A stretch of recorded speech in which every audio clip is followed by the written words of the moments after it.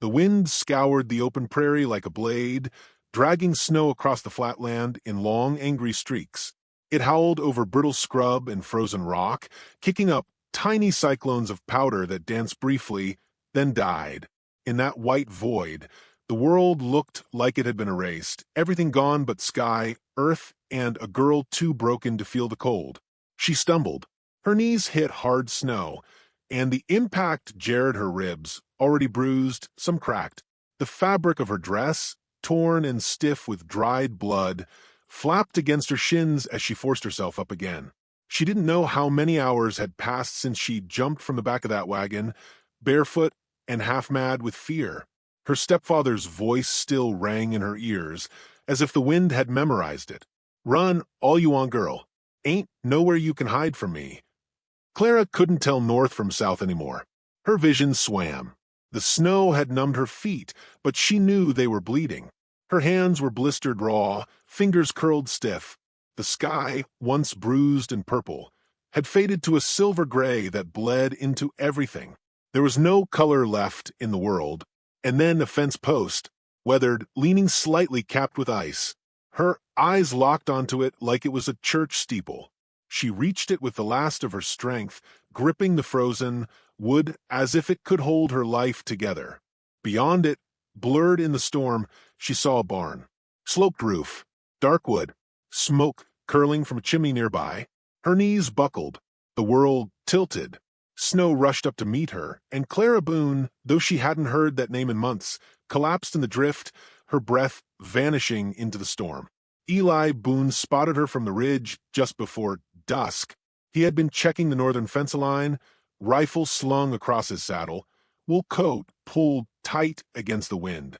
He'd nearly passed the figure by, thinking it a trick of light, a coyote maybe nosing through the drifts. But the shape didn't move right. It didn't move at all. He cursed under his breath and kicked his gelding into a cautious trot. As he neared, the figure resolved into a girl, no older than 17, maybe less, curled against the post like a wounded animal. Blood stained her dress. Her lips were cracked, eyes fluttering beneath pale lashes. For a long moment, Eli just stared. He didn't want this. Not more trouble. Not more loss.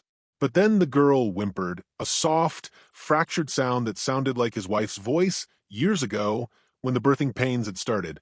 That memory cut through him.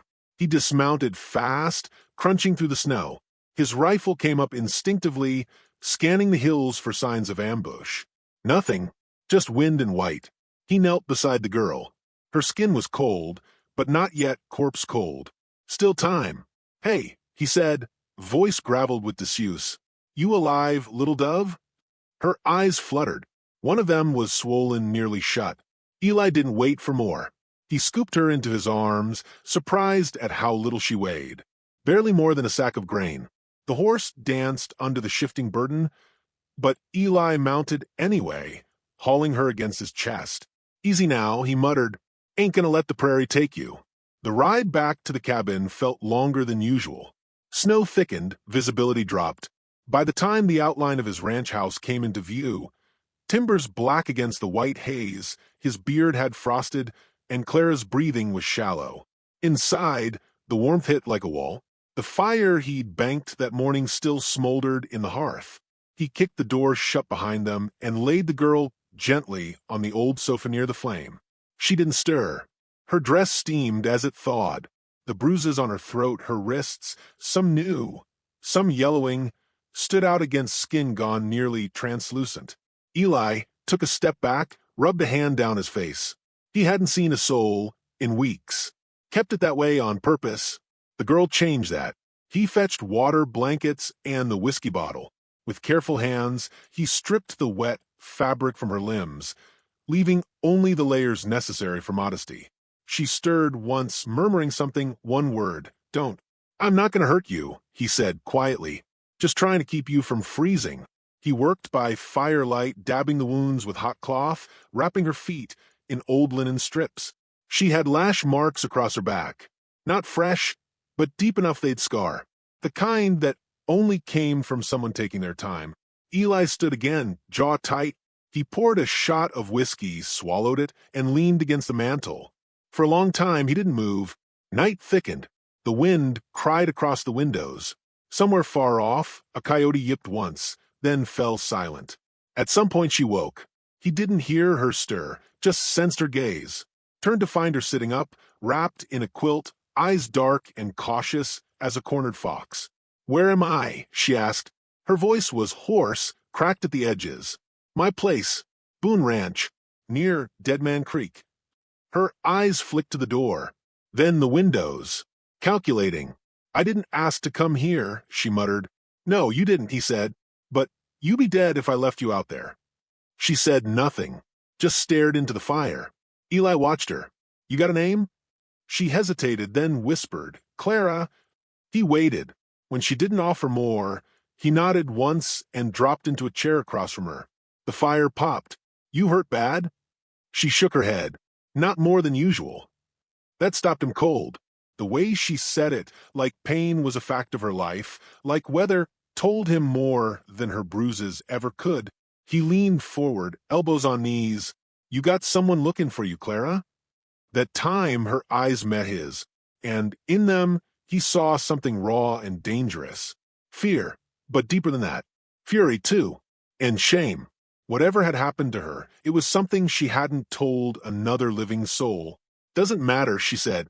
"He always finds me." Eli's jaw clenched. He knew that tone. He'd heard it from men after the war, and from June, before she died, after her father's visits turned quiet and strange. "Well," he said slowly, "he'd be a damn fool to come looking on my land." Silence stretched between them. Clara curled tighter into the blanket, but didn't take her eyes off him. Eli let her be. Poked the fire. Added another log. He'd seen wild dogs look tamer than her. The next day, the sun rose pale and mean through the window panes. Clara sat at the table, picking at a biscuit he'd made. Her hands were still swollen. Her lips split when she chewed, but she didn't complain. Eli kept the conversation light. Weather, cows, winter feed. She said little, but she listened, watched him with the kind of attention that made him think she'd grown up reading moods like survival maps. Later, while chopping wood, he spotted riders coming up the trail. Two of them, one he recognized as Sheriff Danner, the other a deputy from town. Eli wiped his axe and stepped out to meet them. "Sheriff," he said. "Boone," Danner replied. "Heard you had company." Eli didn't flinch. "Someone collapsed on my fence line. Just a girl. Said she's kin from Wyoming. Sent word to her folks." Danner nodded slowly. "Funny thing. Preacher Glass down south reported his stepdaughter missing. Claims she stole some silver, ran off with a stable hand." Eli's jaw tensed. "Is that so? She fit the description?" Eli leaned on his axe. "Couldn't say. Haven't seen her, without the blanket, much. Looked more dead than alive, to be honest." The deputy eyed the cabin windows. "Might we have a word with her?" "Not unless you got a warrant," Eli said, calm as the grave. Danner studied him a moment. They'd fought together once, years back. Knew each other's scars. "I ain't here to make trouble," Danner said finally. "Just keep the peace. But if you're shelterin' a fugitive—" "I ain't shelterin' nobody," Eli said. "Just off-airin' warmth to a girl who near froze to death." The sheriff nodded. "Well, you see anything suspicious, you let me know." They turned and rode off. Inside, Clara stood near the stairs, pale and listening. "You lied," she said quietly. "Yep. You don't even know me." "Nope." She stared at him, trembling slightly. "Why?" Eli shrugged. "Figure maybe someone should have lied for you once." She sat at the fire that night, silent, knees drawn to her chest. The cabin creaked. The wind outside hadn't let up, but the heat inside had begun to thaw the layers she'd worn like armor. As the firelight flickered, she said, almost too soft to hear, "I don't want to die in the snow." Eli looked up from his sharpening stone. "Then don't." "But he's coming. He always does." Eli stood, set his knife aside, and moved to the corner. From behind the coat rack, he pulled out his old Henry rifle. He held it out, barrel down. "Then we make sure he don't walk away this time." Clara looked at the gun. Didn't take it. But she didn't flinch either. That night, she dreamed of fire and footsteps, of hands that grabbed and dragged, of breath like rot and promises made in poison. But when she woke, there was another sound, a slow creak of a rocking chair. Eli sat there in the dark, watching the fire, the rifle, across his lap. He didn't say a word, and for the first time since she'd run, Clara fell back asleep with her eyes closed. The next few days passed slow, like honey draining in winter. Snow fell in thick sheets, locking the Boone Ranch into a silence that felt almost holy. Inside the cabin, the air smelled of pine smoke, frying beans, and damp wool. Clara moved about like a ghost trying to relearn the shape of her own shadow. Quiet, cautious, but not still. Each day, she rose earlier. Each evening, she sat closer to the fire. She didn't smile. Not yet, but the tremor in her hands lessened. The bruises faded to sick yellow. Her eyes, once half-lidded with fear, began to track the horizon through the window. Eli didn't press her. He cooked, chopped wood, checked the stock, made sure to keep his voice level, his movements slow. It wasn't that he didn't notice the flinches or the way she kept her back to walls. He noticed everything. But he also knew a wild creature doesn't heal. Because you trap it, it heals when it chooses to. On the 5th morning, Clara stood at the door in her coat and boots, both far too big, and asked if she could feed the chickens. Eli handed her a tin of grain without a word. She scattered seed in silence. The hens clucked and scratched, unfazed by her thin frame or hollow cheeks.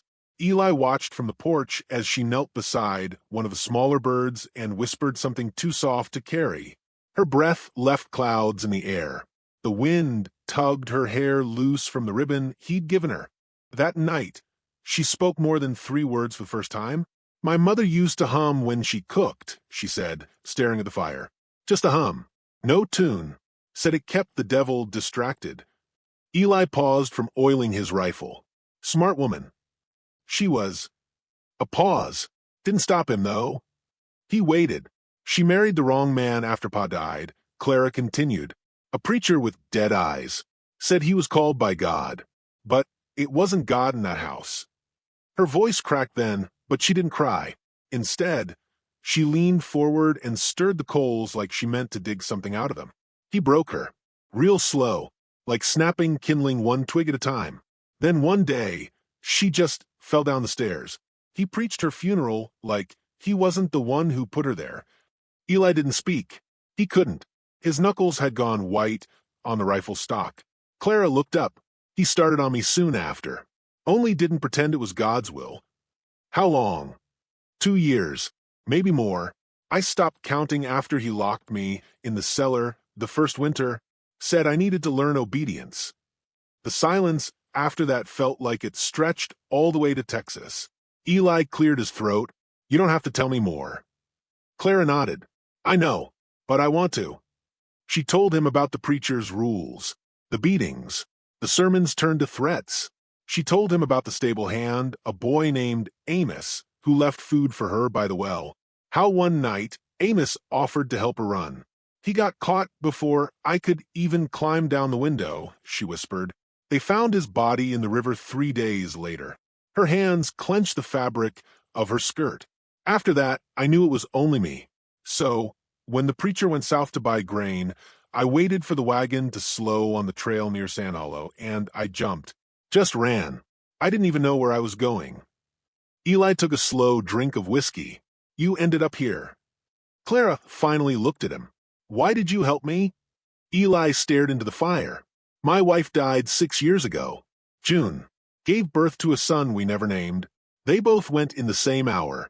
Doc said it wasn't anyone's fault. But I knew better." She watched him now, listening the way only the broken do. "I was supposed to ride into town for a midwife that morning," he said, "but I waited. Thought I had time. Thought I could do it all myself.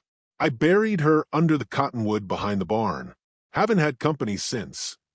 He set the rifle aside. "So maybe I helped you, because it was the first thing that made sense in a long time." The next day brought sun. Weak, but enough to melt crust off the top layer of snow. Clara asked if she could ride. Eli hesitated, then saddled the gentlest mare. She rode like someone who'd learned from necessity, not joy. But she stayed in the saddle, even as the horse tested her. They didn't speak much during the ride. Eli led her along the ridgeline, where you could see all the way down to the creek. Hawks circled overhead. Deer tracks cut through patches of bare earth. "Looks different up here," she said, pulling her scarf tight. "Like the world's not so mean when you're above it." Eli nodded. "Up here, men like your stepfather don't look like much." She smiled then. Just a flicker. Like a coal-catching light. They returned at dusk. Clara was brushing down the mare when she noticed hoof prints in the snow by the gate, fresh ones. She called out, and Eli was out the door with his rifle in seconds. Tracks led away from the house toward the tree line. Just one horse. Narrow shoes. Light rider. That night, Eli sat by the window, rifle loaded, lantern out. "They're looking for me," Clara said from her spot by the fire. "He won't let go." Eli didn't turn around. "Then we get ready." The next morning, a rider came up the trail. Middle-aged, tall, clean-shaven. Didn't look like law, but moved with the kind of confidence that made Eli's gut twist. He stepped off his horse, slowly, hands visible. "You Eli Boone," he called. "I am. I'm looking for a girl. Name's Clara Glass. She's my ward. Ran off with stolen goods and a wild imagination." Eli stood at the porch, shotgun in hand. "Ain't seen her." The man smiled without warmth. "There's a bounty. $50. Might go higher." "She'd do something to earn that bounty?" "She's unwell," the man said. "Dangerous to herself. Delusional. I just want her safe. Her stepfather's worried sick." Clara watched through a crack in the shutters, breath caught in her chest. "You from the preacher's parish?" Eli asked. The man hesitated, then gave a polite nod. "I am." "Then I reckon I'll thank you to turn around." The man's smile faltered. "You don't want trouble, mister." Eli cocked the shotgun. "I don't run from it either." The man rode off, slow and smug. That night, Clara didn't sleep. "They know where I am now," she whispered. Eli sat sharpening his knife. "Then we don't stay." She blinked. "We? You think I'm letting that bastard put his hands on you again? I thought you didn't want company." "I didn't," he said. "But then you bled all over my damn sofa, so now you're my problem." She almost laughed. They left the next morning. Packed 2 horses, saddlebags of dried meat, cornmeal, a tin of coffee. Clara carried a .22 rifle. Eli took his Henry.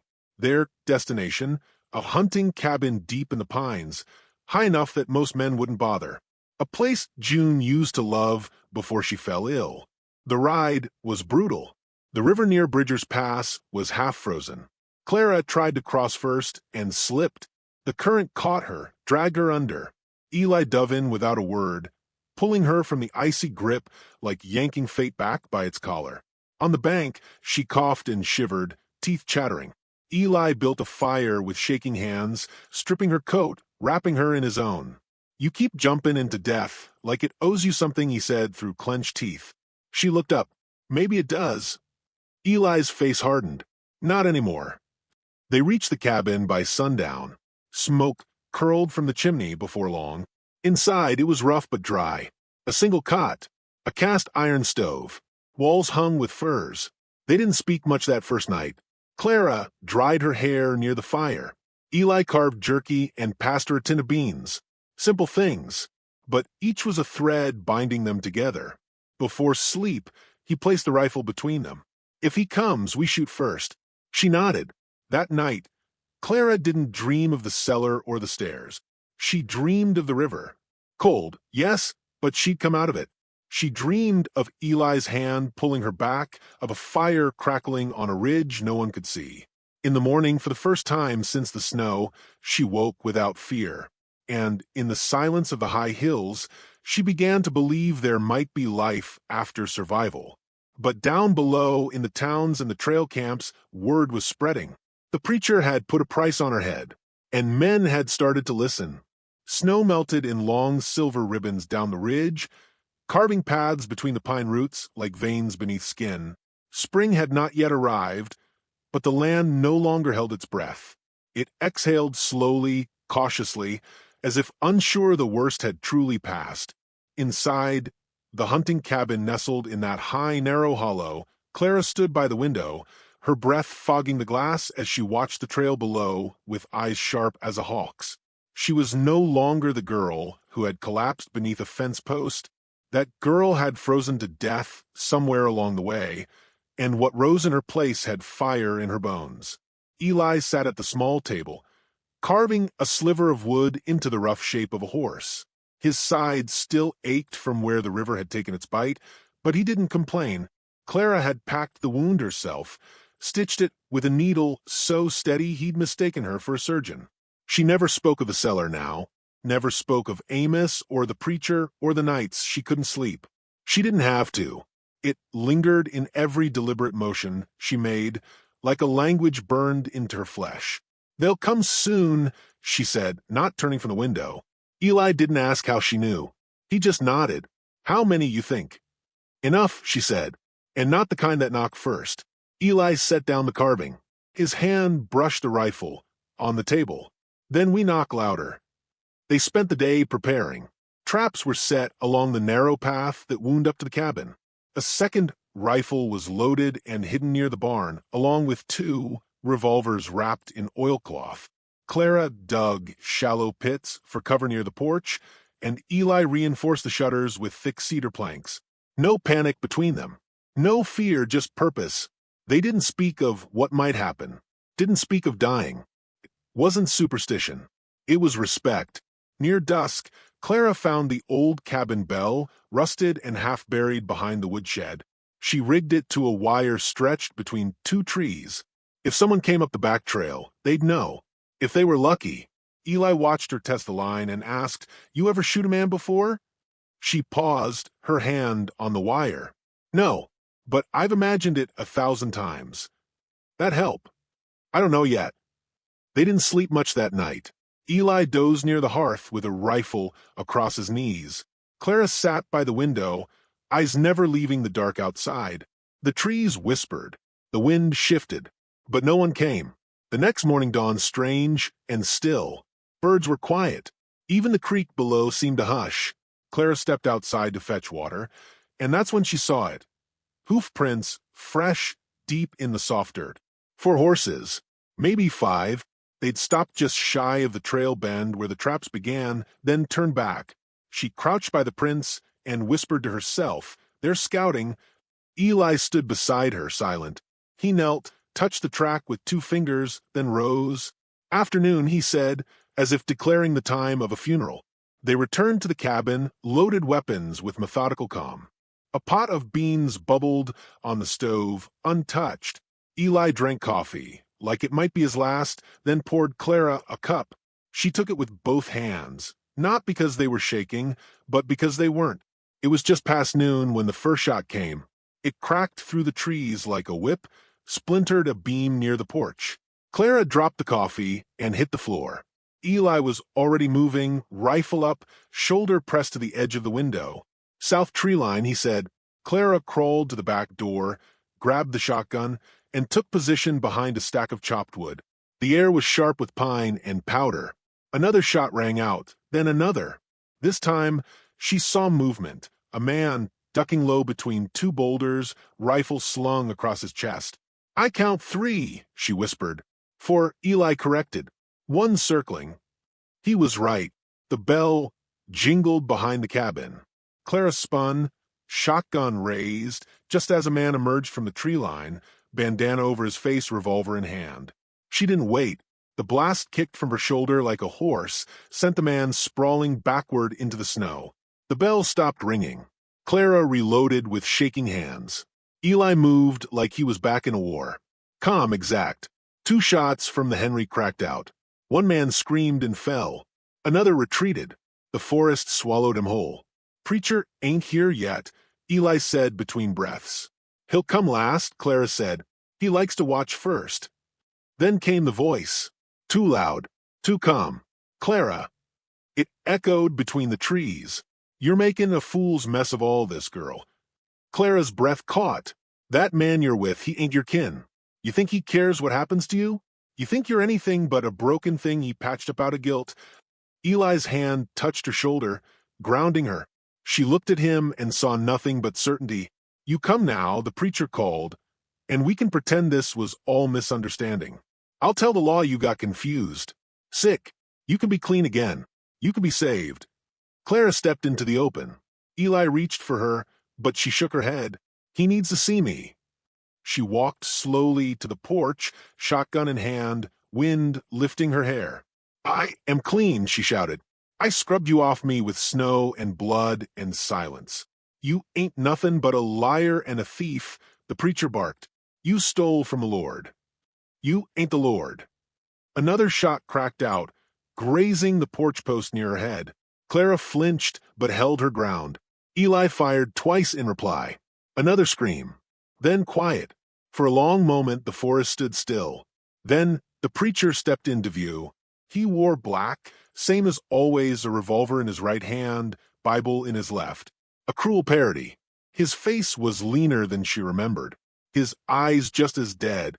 "I raised you," he said. "You broke me. I fed you. Gave you a roof. You gave me bruises and rot." He raised the revolver. "Then I'll give you justice." She fired. The shotgun blast took him center mass. He staggered, dropped the Bible. Blood bloomed across his chest like a red flower, wet and wide. His knees gave, and he collapsed into the snow. His breath came in wet gulps. Clara stepped forward, stood over him. He blinked up at her, eyes full of disbelief, not that he was dying, but that she had done it. "You're nothing without me," he rasped. "I'm free without you," she said and turned away. Eli came to her side. "You all right?" She nodded, eyes dry. "Let's bury him before the animals find him." They dug a grave behind the cabin, deep enough that no spring thaw would uncover it. Clara didn't speak as the preacher's body was lowered into the earth. She took the Bible, now stained with blood, and tossed it in after him. Then she dropped a stone, flat, cold, with no words. No one would come looking for him. Not where they'd buried him. Not after the bounty hunter vanished. The others had scattered. Eli burned the preacher's papers, his coat, his revolver. Erased him. That night, they sat in silence, watching the fire. Eli finally spoke. "You did what I couldn't." Clara looked at him. "I buried June," he said, "but I never put to rest what broke her." Clara leaned her head on his shoulder. "We both did something right today." Spring came fast in the high country. Flowers bloomed in the cracks of stone. The creek ran thick and fast. Birds returned. So did life. Clara built a garden behind the cabin, small rows of beans and turnips. She patched the old barn roof with Eli's help. Her hair grew long again. Her laughter came back, slow but certain. One afternoon, a rider came, a boy no more than 15, carrying a letter from the town below. A woman had written, Clara's aunt, thought to be dead or gone east. She had heard rumors, whispers that a girl matching Clara's description had survived a winter that should have killed her. The letter ended with one line, "If you're alive, come home." Clara read it twice, folded it, and set it beside the hearth. "You going?" Eli asked. She looked at the hills. "Maybe. Someday. But not yet." "You want to be alone?" She turned to him, eyes warm. "No. I've had enough of that." By midsummer, she had built her own cabin. Small, sturdy, painted white with blue shutters. The townsfolk who once whispered about Eli's solitude now rode up to trade eggs or tobacco and nodded politely when Clara came to the door. No one asked too many questions. Sometimes, when the wind shifted, she thought she heard a voice in the trees. But it was never him. Only memory, fading like boot tracks in spring mud. One evening, she sat by the fire, a book in her lap, Eli dozing beside her. "I never thanked you," she said softly. He opened one eye. "For what?" "For giving me something to run to." He smiled. We both outran something. And for the first time, she believed they had. So, what do we take from this tale? Maybe it's this: the frontier didn't just forge cowboys and outlaws. It shaped survivors. Women who didn't bend to fire or fists or fear. Women who buried their ghosts and planted something living in their place. Clara wasn't just found in the snow. She rose from it. If her story moved you, share it. Somewhere, another Clara is still running. And maybe, just maybe, One good rancher can change everything. The storm rolled in just before dusk, low and slow across the prairie, like a beast too weary to roar, but too dangerous to ignore. It swallowed the sun in one long gulp, turning the sky a bruised gray. Clara stood by the corral fence, her eyes on the trail that wound down from the hills. Her fingers rested on the worn stock of the Winchester slung over her shoulder, as natural to her now as the breath in her chest. Eli came up behind her, his oilskin coat flapping in the wind. He hadn't shaved in days, hadn't spoken much either.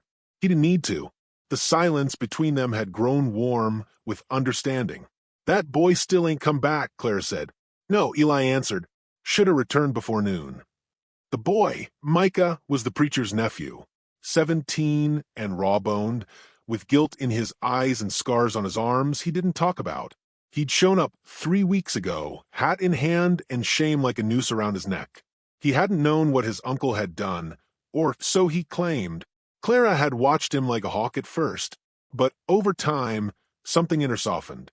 He helped fix the barn roof. He read to her from an old dime novel with trembling hands. He wept when she showed him the cellar where she'd been kept. "He's late," Eli said, as if that settled it, "which means trouble." Clara nodded. She already had her boots on. "We going after him?" "No," Eli said, then added, "We ain't." She turned sharply. "You think I'm sitting this one out? I think you've seen enough blood for 1 year. I ain't made of glass." Eli looked at her, really looked at her. The firelight of the cabin behind them caught in her eyes, and for a moment he saw the girl who once flinched at footsteps, the girl who whispered in her sleep and gripped a knife under her pillow. But she wasn't that girl anymore. She hadn't been for a long while. He sighed, then saddled up. They rode fast, the storm on their heels. Thunder grumbled behind them like a judge preparing a sentence. The trail was muddy and slick, but Clara pushed her horse hard, eyes scanning the tree line. They found Micah's pony first, tied to a broken rail near the old well outside Cutter's Bluff. The boy's satchel lay nearby, contents spilled and trampled. One boot, no blood, no sign of a body. Eli dismounted and studied the tracks. "Dragged," he muttered, "toward the mine."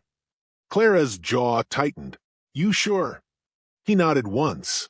"It's a trap. Then we spring it." The mine had been dead for years, collapsed in the north shaft after fire. But the lower tunnel still ran deep into the mountain. Folks said deserters once hid out there after the war. Others said outlaws used it to stash goods or corpses, depending on the season. Either way, it wasn't where you wanted to be when the sun went down. Clara lit a lantern and handed Eli a second. They stepped into the tunnel, footsteps echoing in the damp dark. The walls wept with moisture, and the air turned cold fast. The stink of old coal and something fouler drifted up to meet them. "Hold," Eli whispered. Ahead, a whisper. Then a shuffle. Then the unmistakable click of a hammer being drawn back. Clara dropped, firing once toward the sound. The muzzle flash lit the shaft in a red burst. A man yelped and went down. Another voice cursed. "Go!" Eli shouted. They ran deeper, light, bobbing, breath coming fast. Gunfire followed, ricocheting off the walls. Clara dropped low, rolled into a side chamber. Eli took a bullet in the shoulder and kept moving. The tunnel narrowed. At the far end, a weak lantern flickered. And beneath it, Micah slumped against the wall, wrists bound, blood drying on his brow. Clara darted forward, cut the ropes. The boy moaned. Behind her, the tunnel roared with approaching boots. "They're coming," she hissed. Eli dropped beside her, bleeding and pale. 5 men, he said, all armed. Saw one with Amos's old brand on his neck. Clara steadied her grip. "How many bullets you got?" "Not enough."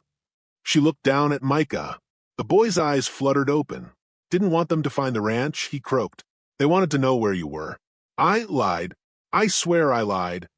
Clara touched his cheek. "You did right." She stood, blood humming in her ears. "Time to end this." Eli caught her wrist. "You don't have to." "I do." She moved back down the tunnel, slow and quiet, until she reached the chamber where they'd taken cover before. She slid behind a timber brace, steadying her breath, listening. Then she heard it, low voices, footsteps. Girl's probably dead already, one man said. She's worth more alive, said another. Clara waited, then fired once. The first man dropped with a grunt. The others scattered. Eli fired from farther up the tunnel, driving them toward her. She stepped out, caught one in the leg, then ducked back as bullets slammed into the wall beside her. It was chaos, shouts, echoes, dust. In the end, 3 lay still. 1 ran, and the last, the man with Amos's brand, dropped his gun and raised his hands. I didn't touch her, he panted. I was just doing what I was paid to. Clara stepped forward. Then let's talk about who paid you. He swallowed. Not the preacher. Not this time. Someone else. Name? I don't know, only met him once. Woman. City dress. Said she was from Cheyenne. Offered coin for proof the girl was alive and alone. Eli appeared behind her. Why would a stranger care? The branded man shrugged. Said there's money in bloodlines. Clara froze. What bloodline? She didn't say. Only that the girl had to be kept quiet. Or dead. Lightning cracked overhead. The storm had reached the hills. Eli looked at Clara. You know what that means? She nodded. I ain't just a runaway anymore. They left the man tied to a beam. By the time lawmen came, the mine would be half flooded. Clara didn't care. There were bigger storms now. They rode hard through the night. Micah slumped over Eli's saddle. By dawn, the boy stirred. They made it back to the ranch by sunrise. Smoke rose from the chimney. The world looked the same. But everything had changed. Inside, Clara sat by the fire, wrapped in Eli's old coat. Her hands trembled, not from cold, but from realization. Someone wants me buried, she whispered.